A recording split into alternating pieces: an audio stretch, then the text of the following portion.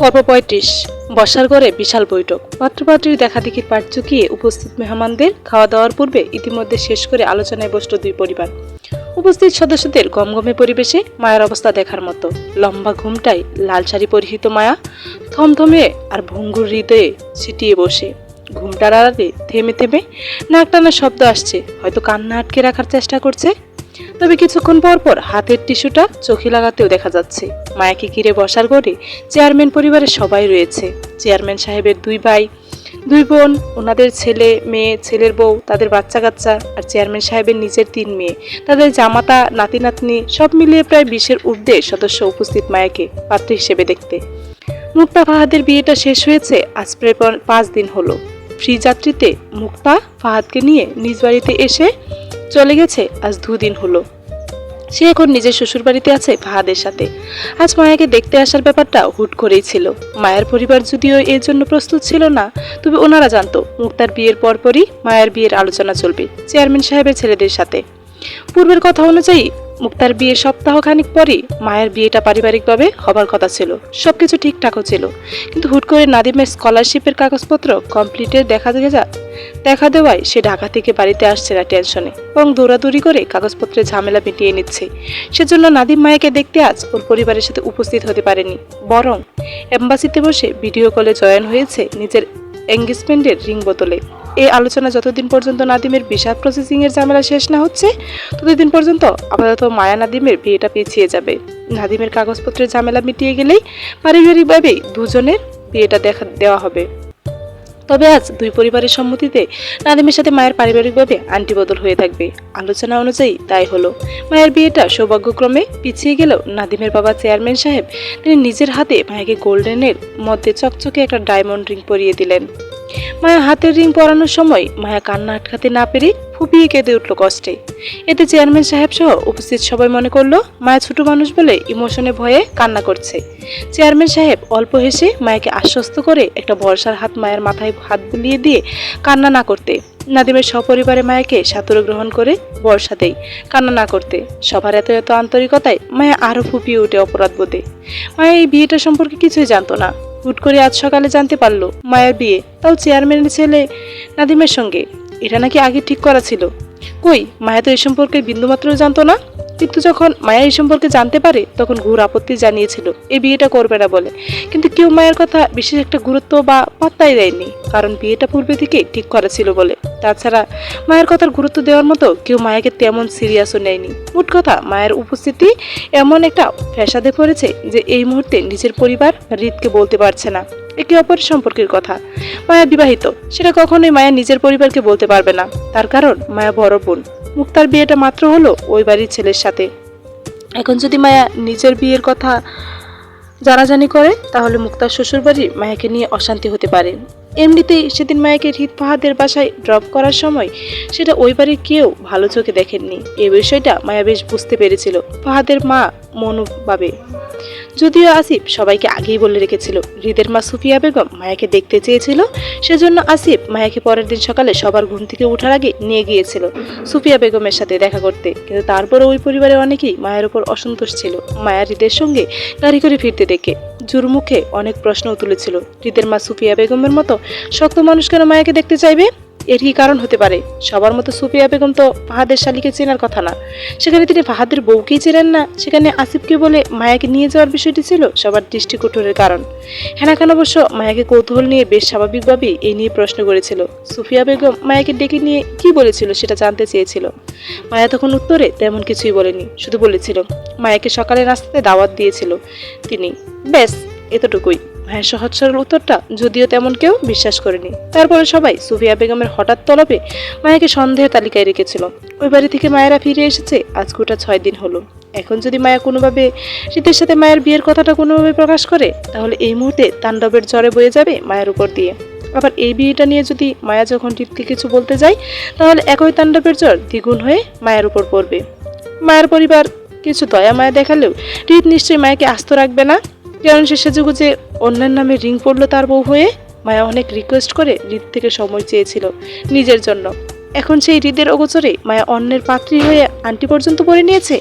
এটা শুনলে অবশ্যই মায়াকে আস্ত রাখার কথা না। এই লোক এমনি যে ভয়ঙ্কর, তার উপর মায়ের এঙ্গেজমেন্টের কথাটা শুনলে কি হবে সেই বইয়ে মায়া জড়সড়। ভয় আর ভীষণ অপরাধ বোধে ঠোঁট কামড়িয়ে কান্না আটকাতে চেয়ে আস্তে আস্তে ফুপাতে লাগলো মায়া। নাদিমের বড় বোন শেহনাজ নিজের হাতে ফোনটা মায়ের হাতে ধরিয়ে দিল। ভিডিও করে নাদিমকে দেখা যাচ্ছে ক্লান্তিতে বসে, গলার টাইটা ঢিলে করে ফোনের দিকে তাকিয়ে। নাদিম দেখতে সুন্দর, পুরুষ বটে, পাত্র হিসেবে চমৎকার, খারাপ নয়, তবে মায়ার দিকটা ভিন্ন। সে বিবাহিত, আর এই বিষয়টি ভয়ে মায়া কাউকে বলতে পারছে না, আর না সহ্য করতে পারছে। পরিস্থিতির দাপে পড়ে মায়া ভীষণ আতঙ্কিত। কুলের উপর মায়ের কম্পনরত দু হাত বাজায় নাদিমের ফোনটি চেপে, অতি কষ্টে চেপে মায়ের ফোনের স্ক্রিনের দিকে তাকাচ্ছে না পর্যন্ত, শুধু মাথা নিচু করে ধীরে ফুপাচ্ছে। নাদিম মায়ের কান্না মিশ্রিত মুখটা দেখে সুন্দর হাসল। তার এই ক্লান্তির মুখের হাসিটা বলে দিচ্ছে তার প্রাপ্তির সুখ কতটা। নাদিম হাতের ফাইলটা পাশের চেয়ারে রেখে মায়ের মুখটার দিকে তাকিয়ে বাম হাতের নিচের চুলগুলো পেছনে ঠেলে দিতে দিতে বলল, টেক এ ব্রেথ ঋতু, আমার মনে হয় তোমার একটু পানি খাওয়া উচিত। মায়া নাদিমের কথা অনাগ্রহ করে সেইভাবে মাথা নিচু করে বসে রইল, চোখে জল, কিন্তু মুখে কোনো শব্দ নেই। নাদিম মায়ের কান্না মনোযোগ হতে হতে আবেগ ডেলে সাজানো কথাই বলল, তোমার কান্নাটা ব্যাখ্যা করছে ঋতু, আমার প্রাপ্তির সুখ কথাটা। আমার অনেক বছরের নিশ্চুপ অপেক্ষার ফল তুমি। তোমাকে এত সহজে পেয়ে যাব ভাবিনি। দুঃখের শেষ কান্নাটা করে নাও ঋতু, এরপর থেকে তোমার সুখের দায়িত্ব আমার, প্রিয়। নাদিমের ভালোবাসা আবেগময় কথায় মায়ের অপরাধবোধ আরও বাড়িয়ে দিল। সহ্য করতে না পেরে তখনই ফুপিয়ে কেঁদে উঠল। নাদিমকে ভিডিও কলে দেখা গেল সেই এক দৃষ্টিতে মায়ের কান্না মিশ্রিত মুখটার দিকে তাকিয়ে থাকতে। সবার খাওয়া দাওয়া কথাবার্তা শেষে চেয়ারম্যানের পরিবার বিদায় নিতেই মায়া ছুটে নিজ করে, রাগে তেজে মাথার ঘুমটা ফেলে হাতের চুড়িগুলো এলোপাথারি ফেললো কক্ষে ছড়িয়ে ছিটিয়ে। বাম হাতে উল্টো পিঠে তেজে ঠুটের লিপস্টিক ঘষে পিঠে লেপটে দিল চারপাশে। গুছানো চুলগুলো টেনে এলোমেলো করতে করতে ধূপ করে বসে পড়ল ফ্লোরে। ভাত ভাঙা কান্নায় ভেঙে পড়ে ফুপিয়ে চিৎকার করে উঠল বিছানার চাদর মুখে চেপে। দুপা ভেঙে কাতর হয়ে ফ্লোরে বসে বিছানায় মুখ গুজে হাউমাউ করে চিৎকার করে উঠল বুক ফাটা আর্তনাতে। মায়ের কান্না দেয়াল ভেদ করে বাইরে গেল, নিস্তলায় পৌঁছালো না আপনজনের কানে। আপাতত মায়ের পরিবারের সবাই ছোট মেয়ের বিয়ে ঠিক করার খুশিতে নিস্তলায় বৈঠক করে বসে, যার জন্য হৃদয় ভঙ্গুর মায়ের আর্তনাতের চিৎকার কারো কান ভেদ করতে পারল না, এমনকি জুয়েরও না। সবার ধারণা মায়ের ছোট মানুষ হওয়াতে এই বিয়েটাকে নিয়ে স্বাভাবিকের ন্যায় নিতে পারছে না, তবে 2 দিন গেলেই এমনি ঠিক হয়ে যাবে, মায়ের বিয়েটা হাসি খুশি মেনে নেবে, এমনটা জুয়েরও ধারণা ছিল। সেজন্য উদাস জুই মায়ের মনের খবরও রাখে না। বেশ কয়েকদিন হলো, যেখানে জুয়ের নিজের মন মানসিকতা ঠিক নেই, সেখানে অন্যের মনের খবর কিভাবে রাখবে সে? সেদিন রাতে আয়নের সাথে ঝামেলা হওয়ার পর থেকে জুই আর আয়নের সাথে যোগাযোগ করে না। যদিও আয়ন ফোন দেয় তাহলে জুই সেটা রিসিভ করে না, মেসেজ পাঠালে না পড়ে ডিলিট করে দেয়। মূল কথা, জুই কোনোভাবে আয়নের সাথে যোগাযোগ রাখতে চাচ্ছে না। আয়নকে জুইয়ের বেঈমান প্রতারক মনে হয়। তাছাড়া জুইয়ের ভালো লাগা আয়নের প্রতি নয়, রাতিবের প্রতি ছিল। সেখানে মানুষটা ভুল, সেখানে জুই কেন আয়নের সঙ্গে কথা বলে ভুল বুঝাবুঝি ভাঙবে? কিসের জন্য? আয়নের তো জুই যোজন বিয়োজন কোনো কিছুই চায় না। তাহলে ভঙ্গুর মন মানসিকতা উদাস জুই নিজের পরিবারের হইচই দেখলো মায়ের বিয়েটা নিয়ে। তারপর কয়েক সেকেন্ড সেখানে দাঁড়িয়ে থেকে হাঁটলো সিঁড়িঘরের দিকে। উদ্দেশ্য দুতলায় নিজের ঘরে যাবে। সিঁড়ি বিয়ে হাঁটতে হাঁটতে উদাস জুইয়ের চোখ একবার নিজের গায়ের নতুন জামাটার দিকে পড়লো। মা চাচার করা আদেশে জুইও আজ নতুন জামা পরে সেজেগুজে মেহমানদের সামনে থাকতে হয়েছিল। মায়ের হঠাৎ এঙ্গেজমেন্টের বিষয়টা সকালের দিকে শুনে জুইও কম অবাক হয়নি। আকাশ ভেঙে পড়ার মতন জুইও শক্ট হয়েছিল, কিন্তু মেহমান বাড়িতে আসবে বলে কাজের চাপে আর মানুষের হইচয়ে জুই মায়ের সঙ্গে কথা বলার সুযোগ পায়নি। মায়া তো বিবাহিত, যদিও স্বামীর সম্বন্ধ এখনো পায়নি মায়া, তো তারপরও মায়া বিবাহিত। বিবাহিত মেয়ের তালাক না হওয়া পর্যন্ত আরেকটা বিয়ে করা জায়েজ না। এই অবস্থায় অবশ্য ওদের পরিবারের বড়দের সঙ্গে কথা বলা উচিত, কিন্তু তার আগেই জুই মায়ের সঙ্গে একবার কথা বলতে চাই। জুই মায়াকে বোঝাতে চাই অজানা স্বামীর পিছনে না পড়ে থেকে এই বিয়েটা মেনে নিতে। নাদিম ভালো ছেলে, দেখতে শুনতে কত সুন্দর, মায়ের সাথে মানাবেও ভালো। জুইয়ের মনস্তান্ত্রিক চিন্তা ভাবনার মাঝেই ফ্ল্যাটের দরজা খুলে ভিতরে প্রবেশ করতেই কারো তীব্র চিৎকারের ফুপানির শব্দ পেয়ে মুহূর্তে চমকে ওঠে জুই। বুদ্ধিমতী জুই তীব্র শব্দ বুঝে গেল মায়ের হৃদয় ভঙ্গুরের শব্দটা। তৎক্ষণাৎ ভিতর থেকে ফ্ল্যাটের দরজা আটকে দিয়ে বাড়ির অন্য কেউ না আসতে পারে তার জন্য ফ্ল্যাটের দরজা আটকে দিল। তাদের কানে মায়ের কান্নার শব্দ না পৌঁছায় দরজা আটকে দৌড়ে গেল নিজের রুমের দিকে। দরজা ঠেলে ভিতরে প্রবেশ করে আটকে উঠল মায়াকে বিধ্বস্ত অবস্থায় দেখে। এলোমেলো শাড়ি, চুলের ফ্লোরে বসে বিছানার চাদর খামচে ধরে মুখ চেপে কাঁদছে। জুই মায়ার অবস্থা দেখে মায়ের দিকে ছুটে যেতে যেতে ব্যস্ত গলায় ডাকলো, মায়া, এই মায়া, কি হয়েছে তোর, কাঁদছিস কেন? জুইয়ের কণ্ঠে তৎক্ষণাৎ মুখ তুলে তাকালো মায়া। জুই মায়ের সামনে হাঁটু গেড়ে বসার আগেই ঝাঁপিয়ে পড়ল মায়া। আকম্বিত ঘটনায় জুই তাল সামলাতে না পেরে মায়াকে নিয়ে পড়ে গেল ফ্লোরে। জুইয়ের পিঠ ঠেকলো খাটের কোনায়, কিন্তু তারপরও জুই এক হাতে মায়ার পিঠ আঁকড়ে অন্য হাতে ফ্লোরে রাখলো নিজের শরীরে ব্যালেন্স বজায় রাখতে। মায়া জুইকে দু হাতে ঝাপটে জড়িয়ে ধরে হাউমাউ করে চিৎকার করতে করতে বলল, জুই, জুই, আমি ভুল করেছি, আমি ওনার সাথে বেইমানি করতে চাইনি, তারপরও করে ফেললাম। উনি আমাকে কখনো ক্ষমা করবে না জুই। আমি কি করব জুই, আমি কি করব? এভাবে ভয়ার্থ জুই তৎক্ষণাৎ মায়াকে নিজের বুকে চেপে ধরে মায়ের মুখ এক হাতে আঁকড়ে ধরে তাড়াহুড়োয় আশ্বস্ত দিতে দিতে বলল, এভাবে চিৎকার করিস না মায়ু, বাড়িতে অনেক লোকজন আছে, কেউ শুনলে আস্ত রাখবে না আমাদের। কান্না থামা বোন, কি হয়েছে বল আমাকে, এভাবে কাঁদছিস কেন তুই? কার সাথে বেইমানি করেছিস, কি হয়েছে? জুইয়ের কথায় সত্যি সত্যি মায়ের কান্নার আওয়াজ কিছুটা কমে এলো, তবে কান্নার বেগ কমেনি, বরং একইভাবে হেসকি তুলে কাঁদতে কাঁদতে মায়া বলল, জুই, জুই, আমি সত্যিই বুঝতে পারিনি পরিস্থিতি এমন হয়ে যাবে, হুট করে আমার বিয়ে ঠিক হয়ে যাবে। আমি তো ওনার কাছে সময় চেয়েছিলাম সবকিছুর জন্য। এখন আমি কি করব জুই, কিভাবে সবটা সামলাবো? উনি আমাকে বিশ্বাস করবে না জুই, বলবে আমি প্রতারণা করছি। মায়া কোনো কথার অর্থ বোধগম্য মনে হলো না জুইয়ের। মূলত জুই বুঝতেই পারছে না মায়া কার জন্য কিসের সময় চেয়েছিল। জুই বলল, কার কথা বলছিস তুই, কিসের প্রতারণা হবে? আমি ওনার কথা বলছি। উনি কি আবার? মায়া বউ হয়ে রীতের নামটা সরাসরি নিতে চাইল না বলে জুইকে বোঝানোর জন্য ঘুরিয়ে পেঁচিয়ে বলল, আপুর ভাসুর। কোন আপুর ভাসুরের কথা বলছিস তুই? মুক্তা আপুর। মায়ের কথায় কপাল কুঁচকে আসে জুইয়ের। ওর জানা মতে ফাহাদের নিজের কোনো বড় ভাই নেই, সে নিজেই বাড়ির বড় ছেলে। তাহলে মায়া ফাহাদের কোন ভাইয়ের কথা বলছে? জুই পুনরায় জানতে চেয়ে একইভাবে বলল, তুই কার কথা বলছিস, একটু খুলে বলবি মায়ু?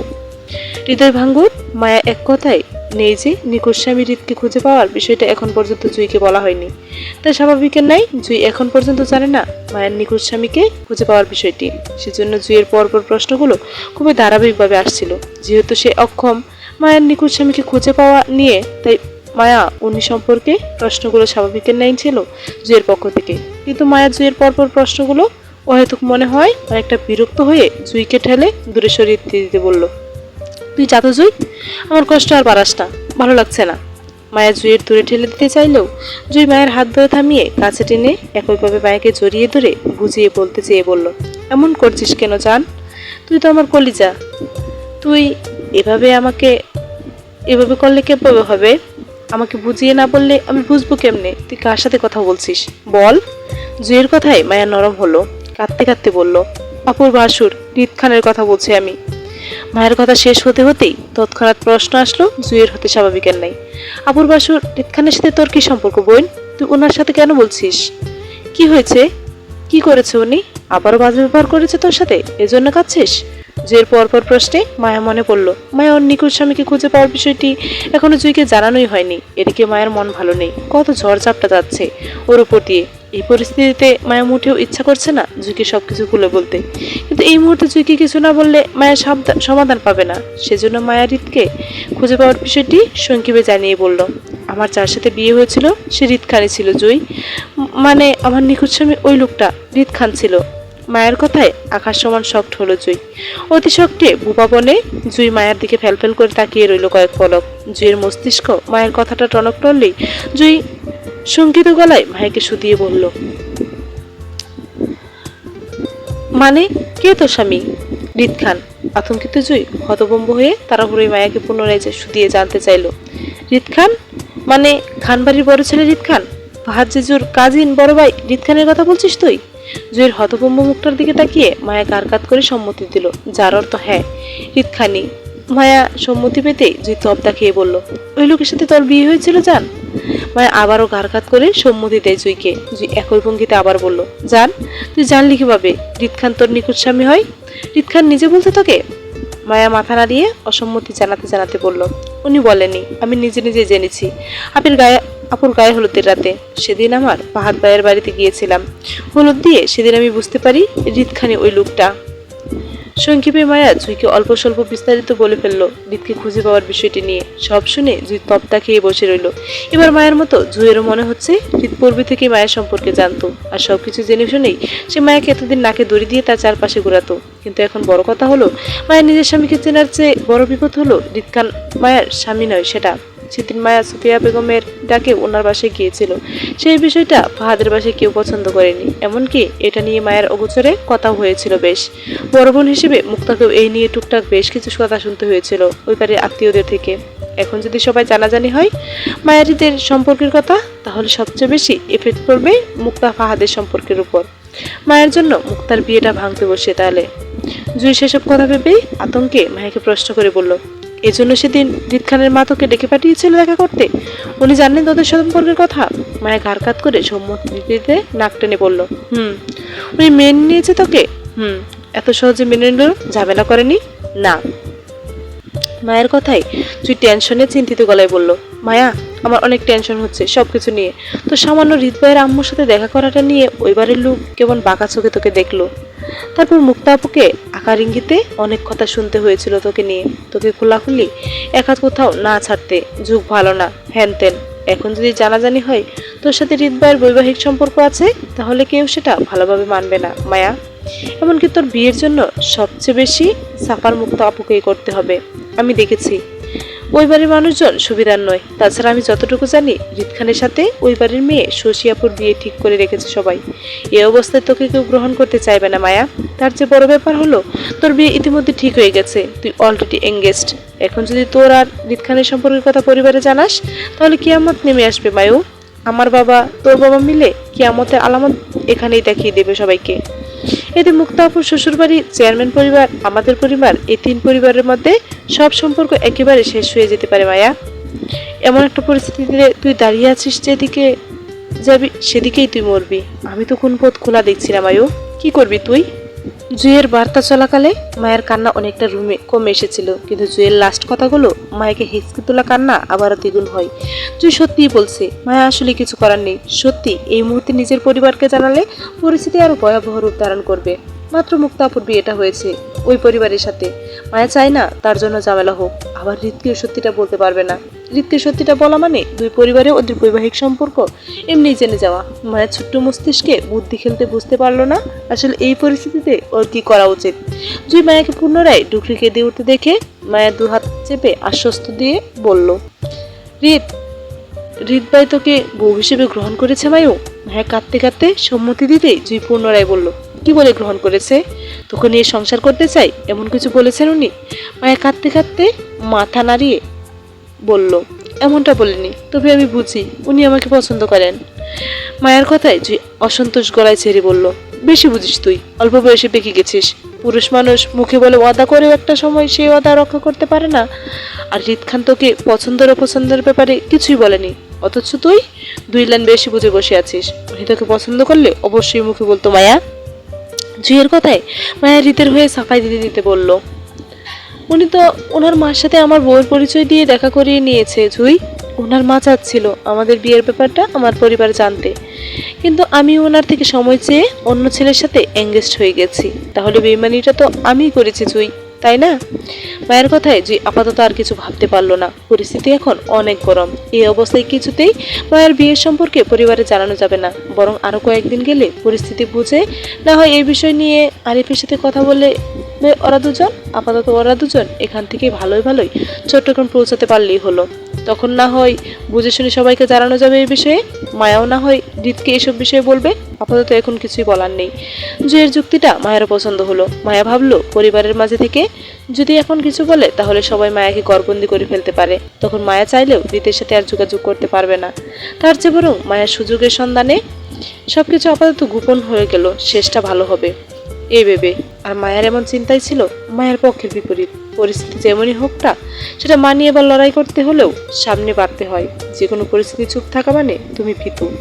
আর মায়ের এই চুপ থাকাটা সেটা অল্পতে শেষ হতে পারতো, সেটা আরো বড় হওয়ার সুযোগ করে দিল নিজের অজান্তেই। মায়ের নিজেই পরিস্থিতি আরো ভয়াবহ করে দুষ্কর করে তুলল। অদেখা ভবিষ্যৎ কার কি হবে কারো জানা নেই, তবে বর্তমানে কর্মফল মানুষকে ভবিষ্যতের দিকে হয়। আর এটাই প্রাকৃতিক নিয়ম, মানুষ সেই নিয়মের ভর্তিময়ী। এত কিছুর মাঝে মায়া আরও একটা নতুন ভুল করলো, রীতের সাথে হুট করে যোগাযোগ বিচ্ছিন্ন করে।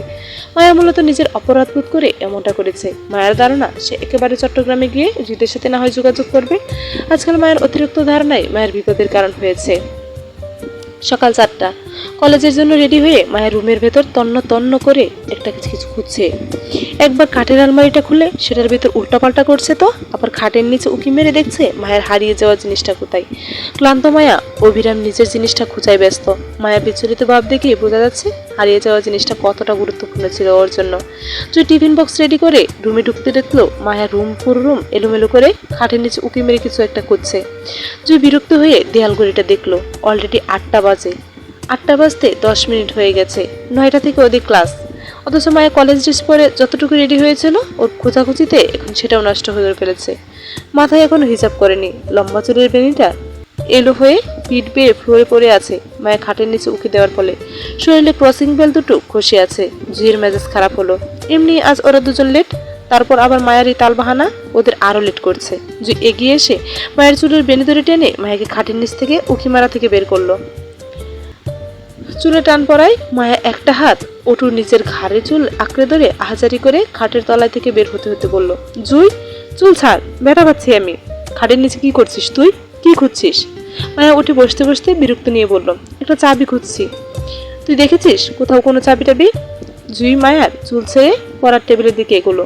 মায়ের ব্যাগ প্রয়োজনীয় বই খাতা নিতে নিতে বলল, দেখেছি, কিন্তু এটা কিসের চাবি দরকার সেটা বল। জুয়ের কথায় মায়া এক লাফে উঠে দাঁড়ালো। গায়ের সাদা কলেজ ড্রেসটা ঝাড়তে ঝাড়তে জুয়ের দিকে এগিয়ে যেতে যেতে খুশি মনে বলল, একটা ফ্ল্যাটের চাবি দরকার আমার। বল না কোথায় দেখেছিস? চুরির বক্সের ভেতর চেক কর। ওইটা কিনা? জুয়ের কথায় মায়া এক ধরে ড্রেসিং টেবিলের উপর থেকে চুরির বক্সটা খুলে নিজের নিখুঁত চাবিটার খোঁজ করলো। অল্প সময়ে পেয়ে ওগুলো রীতের ফ্ল্যাটের চাবি। সেদিন রিত মায়াকে দিয়েছিল। এই চাবিটা দেওয়ার সময় রিত মায়াকে বলেছিল এই চাবিটার গুরুত্ব না দেওয়ার কারণ মায়া একদিন ঠিকই বুঝবে। সত্যি মায়া আজ বুঝতে পারছে রিত কেন সেদিন মায়াকে নিজের বাসায় এই চাবিটা দিয়েছিল। মায়া সেদিন এই চাবিটা অবহেলায় অযত্ন করে ফেলে দিয়েছিল গুরুত্বহীনভাবে, কিন্তু জুই সেটা যত্ন করে সামনে রাখাতে আজ মায়া অল্পের জন্য ওর মূল্যবান জিনিসটা খুঁজে পেয়ে গেল। চাবিটা হাতে নিয়ে মায়াকে খুশিতে চকচক করতে দেখে জুই সেদিকে তাকিয়ে মায়ার ব্যাগের চেনটা লাগাতে লাগাতে বলল, কিসের চাবি এটা? ওনার ফ্ল্যাটের চাবি, আমাকে গিফট করেছিল অনেক আগে। আমি তখন এর মানে বুঝিনি, এজন্য দিয়ে দিয়েছিলাম, ফেলে দিয়েছিলাম। তাহলে খোঁজ করছিস কেন? আমাকে দেওয়া প্রথম উপহার, ওনার যত্ন করে রাখবো না আমি? আজব। মায়া খুশি মুখটা দেখে তাকিয়ে রইল জুই। মায়া তোর মনে হয় এখন রিত ভাইয়ের সাথে কথা বলা উচিত। আমরা তো চট্টগ্রামে এসেছি, আজ 1 সপ্তাহ হলো।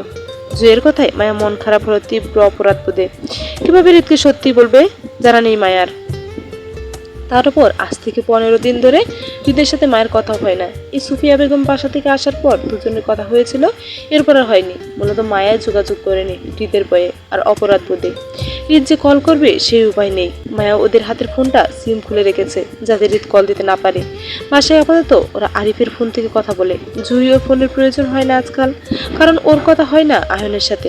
জুইয়ের কথা মায়ার ভয়টা আরো বাড়ালো। হাতের চাবিটা মুঠোয় চেপে নিতে নিতে মিনমিন গলায় বলল, পরশু তো আমাদের কলেজ ট্যুর আছে, সেখান থেকে ফিরে না হয় কথা বলবো ওনার সাথে। মায়ের কথায় জুই আপোষ সম্মতি দিতে বলল, তোর ইচ্ছে, এবার চল, আমাদের দেরি হচ্ছে। জুই মায়ের ব্যাগটা ছেড়ে নিজের ব্যাগটা কাঁধে তুলে নিয়ে মায়ের হাতে সাদা হিসাব বেঁধে দিল। জুই টিফিন বক্স হাতে নিতে নিতে মায়াও নিজের কাঁধে ব্যাগ ঝুলিয়ে জুইয়ের পেছন পেছন এগোতে এগোতে বলল, তুই তো পরে আর কিছুই বললি না জুই। কোন বিষয়ে? আয়ন ভাইয়ের বিষয়ে। বলার মতো কিছু থাকলে অবশ্যই বলতাম, কিন্তু আমি তো জানি তুই আয়ন ভাইকে পছন্দ করতি। জুই নিজের ফ্ল্যাটের দরজার তালা লাগাতে লাগাতে মায়ের কথার উত্তরে বলল, আয়ন ভাইয়া কখনোই আমার পছন্দের লিস্টে ছিল না জুই, ছিল না মায়ু। রাদীপ ভাইয়াকে মনে করে আয়ন ভাইয়াকে এতদিন কথা হতো, এটা জাস্ট একটা ভুল বোঝাবুঝি ছিল। এখন দুজনের ভুল বোঝাবুঝি ভেঙে গেছে, তাই কেউ কারোর সাথে কথা বলার প্রশ্নই ওঠে না। জুইয়ের কথায় মায়া অসন্তোষ গলায় হয়ে বলল, ভুল বোঝাবুঝি শুধু তোর তরফ থেকে ছিল জুই। আয়ন ভাইয়া শুরু থেকে জানতো ফোনের ওপাশে মেয়েটা তুই ছিলি, তোকে জেনে শুনে কথা বলে গেছে। এখানে ওনার অপরাধ নেই, তুই অন্তত একবার ওনার সাথে কথা বলে দেখতে পারিস উনি কি বলে। আর নয়তো ওনার করা মেসেজগুলো অন্তত একবার পরে ডিলিট করিস, তাহলে বুঝতে পারবি দুষ্টাকার। আমি আদালত নেই যে অন্যায় ন্যায় দেখতে যাব, যেটা চলে গেছে সেটা চলে গেছে। আমি এখন কারো দুষ্গুণ দেখতে চাই না, তুই চল। কিন্তু জুই, আয়ন ভাইয়া তো তোকে। জুই অনেকটা ধমক সরে মায়াকে থামিয়ে দিতে দিতে বলল, মায়া, আমাদের দেরি হচ্ছে, চল। চলবে।